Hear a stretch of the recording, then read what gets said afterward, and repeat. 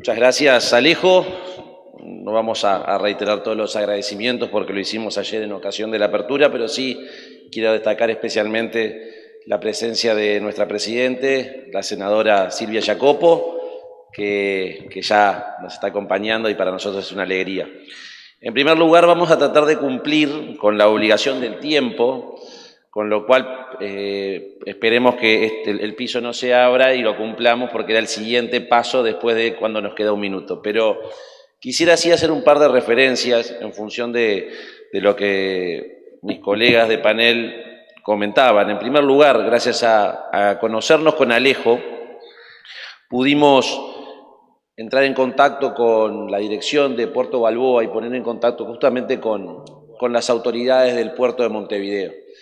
Y buena parte de lo que hoy hemos escuchado y estas jornadas hemos escuchado nos sirve para entender que vamos por el buen camino, porque cuando existen buenas prácticas, lo importante es aprender de esas buenas prácticas para intentar llevarlas adelante. Porque como bien lo decía Alejo, cuando el año pasado recibíamos ese buque de más de 12.000 contenedores en Montevideo, en el puerto de Montevideo, en materia comercial es una gran noticia para Uruguay.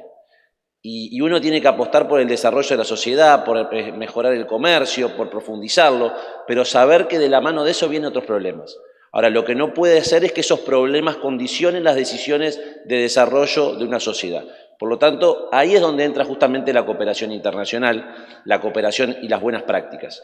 Y es por eso que nuestra intervención pretende ser un poco más abarcativa de la cuestión concreta. Nosotros ayer decíamos que la seguridad hoy por hoy en el siglo XXI era más una cuestión que debería ser abordada con una perspectiva multidimensional, que ya no era el viejo concepto del siglo XX, donde las políticas de seguridad estaban mucho más vinculadas a las cuestiones de defender militarmente la soberanía, la territorialidad, la independencia de posibles agresores, sino, por el contrario, hoy se trataba mucho más de una cuestión donde el ser humano está en el centro de las políticas públicas, tanto nacionales como internacionales. Y bien lo definía Alejo recién, mientras que el delito y el crimen organizado avanza a una velocidad atroz, muy rápida, las soluciones que damos los estados, los gobiernos, las autoridades, la sociedad civil, siempre viene muchísimo más lenta, la corremos de atrás, como se dice vulgarmente. Y esa es la necesidad que nos obliga a los parlamentos, a los gobiernos, a la sociedad civil organizada, a apelar a esa cuestión de la cooperación internacional.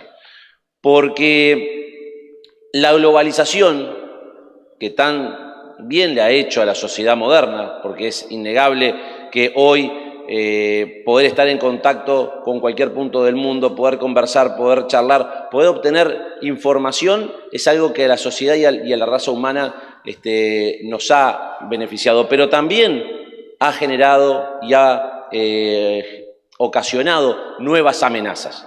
Amenazas, como lo decíamos, de carácter económico, de carácter medioambiental, de carácter de crimen organizado. Y lamentablemente esas amenazas no respetan las líneas, los límites que hoy más temprano otro colega, otro ponente hacía referencia. Para estas amenazas las líneas son rápidamente salteables porque apelan a otros mecanismos, a otras herramientas que nadie se los impide. Sin embargo, los estados, como operamos al amparo del derecho, estamos obligados a respetar todas las normas. Ahora, si eso ocurre a nivel de la delincuencia, lo que debemos hacer los estados es, respetando nuestra soberanía, nuestra independencia, nuestras fronteras, pero actuar de manera cooperadora a efecto justamente que esas fronteras no sean cuestiones que nos separen, sino que nos vinculen, que nos unan. ¿Que nos unan en qué? En el combate, entre otras cosas, justamente al crimen organizado, al comercio ilícito. Porque de nada sirve que, y pongo el caso de Uruguay, donde tenemos una frontera seca con Brasil, la frontera con Argentina es una frontera que hay un río, tal vez sea hasta más sencillo, entre comillas, su control, pero con Brasil tenemos una frontera que es casi toda seca. De nada sirve que un país haga bien su tarea si del otro lado de la línea el otro no hace también bien las cosas. O sea, amerita y necesita justamente una cooperación de ambas partes. Y esas estrategias justamente están vinculadas mucho más a cuestiones diplomáticas, civiles, políticas y también de desarrollo. Y por sobre todas las cosas de desarrollo.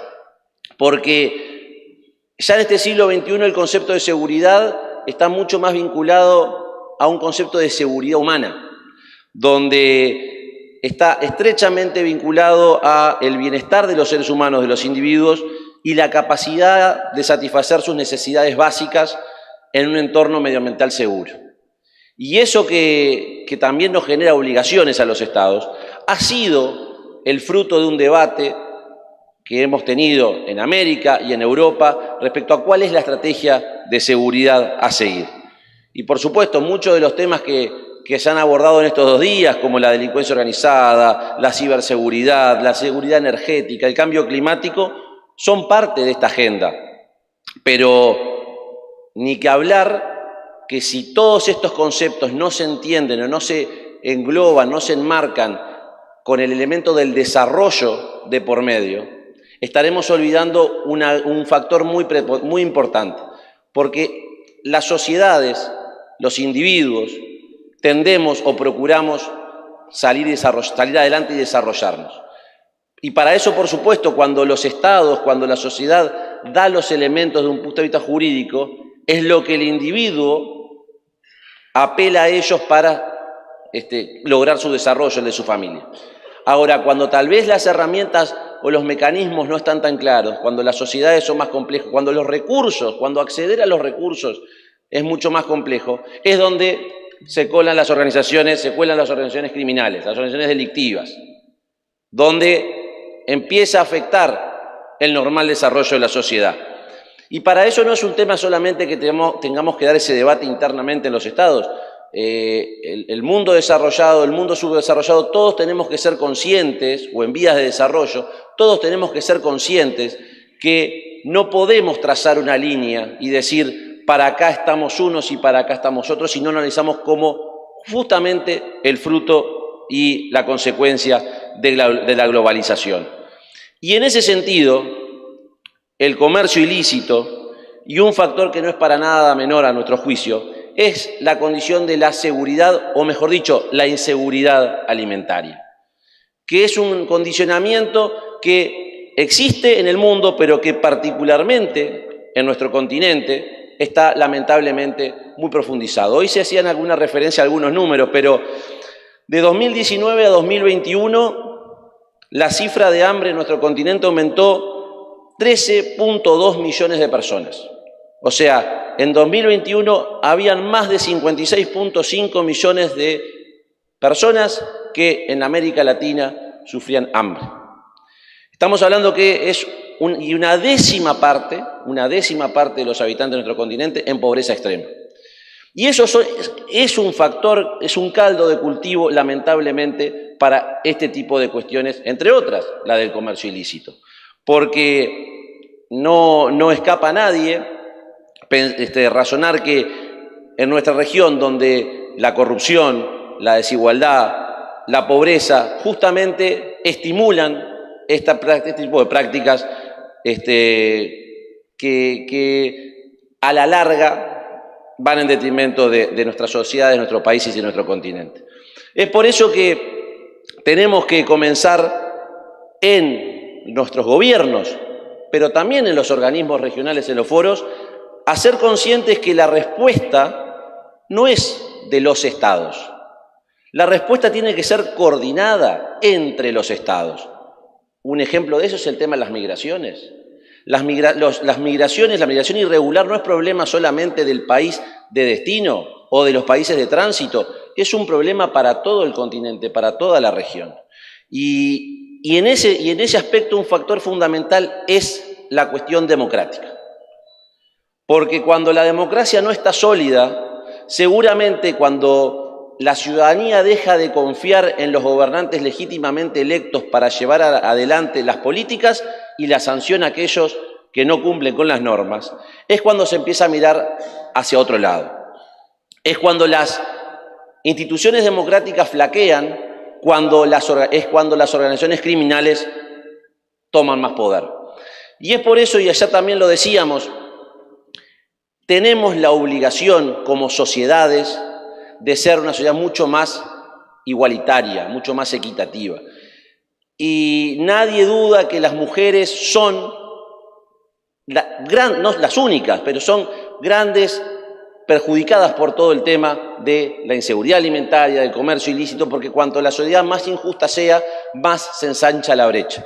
Por lo tanto, es necesario y es fundamental que las mujeres, no solamente acá yo celebro compartir con mi amigo Alejo, por supuesto, pero con dos excelentes mujeres que en sus ámbitos son exitosas y son responsables de tareas. Y eso es lo que tiene que tender la sociedad. Hacer una sociedad equitativa, donde mujeres y hombres lleven adelante responsabilidades, donde todos entendamos que esa responsabilidad no es de uno o contra otros, es de todos a favor de la sociedad. Y particularmente en Parlatino, y con eso, para cumplir, no tanto, pero casi con el tiempo, gracias a la ayuda de Crime Stopper, la colaboración, el asesoramiento, hemos llevado adelante varias leyes modelos. Particularmente voy a referirme a un par, como la de ciberdelincuencia, comercio ilícito, extinción de dominio, terrorismo, que son claves con el propósito institucional de consolidar la paz, la seguridad y el orden jurídico internacional. Pero no basta con que aquí en el Parlatino dictemos normas. Si eso los países luego no las incorporan, con sus particularidades, por supuesto, porque las realidades son distintas, pero no incorporan, no internalizan esas normas, de nada habrá servido todos los esfuerzos. Parlatino no solamente viene desarrollando y aprobando leyes modelos, gracias también a la colaboración de Crime Stopper, en el pasado mes de, corrígeme, en septiembre fue o agosto, octubre, pensé que había sido en el mes de octubre, se instaló el Comité Público-Privado contra la Delincuencia Transnacional Organizada. ¿Y por qué? Porque estamos convencidos que a la seguridad la hacemos entre todos, entre los espacios de las autoridades públicas, las autoridades privadas. Creo que me están regalando minutos, me parece, pero voy a hacer de cuenta que eso no. Entonces, la hacemos entre todos. De nada sirve el esfuerzo de pocos. Es fundamental que cada uno en su ámbito asuma la responsabilidad que tenemos.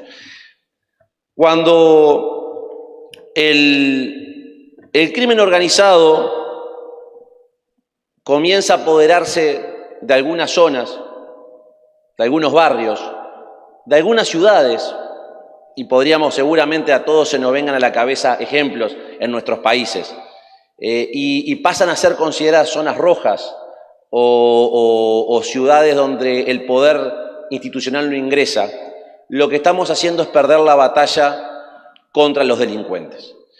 En nuestro continente no puede haber zonas rojas, no pueden haber localidades donde el poder institucional no ingrese y no fije las normas. Pero eso depende en buena parte que cada uno de los actores de la sociedad cumpla con su rol. Las autoridades dictando normas justas y aplicables. La sociedad civil colaborando desde cada uno de su ámbito para que, de constatarse, de producirse situaciones que van de la mano del crimen organizado, podamos conjuntamente atacarlo, combatirlo y trabajar por una sociedad y por un continente mucho más justo. Yo felicito, por supuesto, al congresista Pittenger por esta nueva invitación, por este foro, que en definitiva nos permite intercambiar opiniones, experiencias, pero por sobre todas las cosas llevarnos en nuestra mochila, en nuestra valija, pero sobre todo en nuestra cabeza, muchas cosas que podemos compartir, otra que capaz que no, pero que nos invita a reflexionar para pensar en todo aquello que debemos mejorar para que nuestro continente sea lo que todos queremos, que es una zona de paz. Muchas gracias. Muchas gracias, diputado.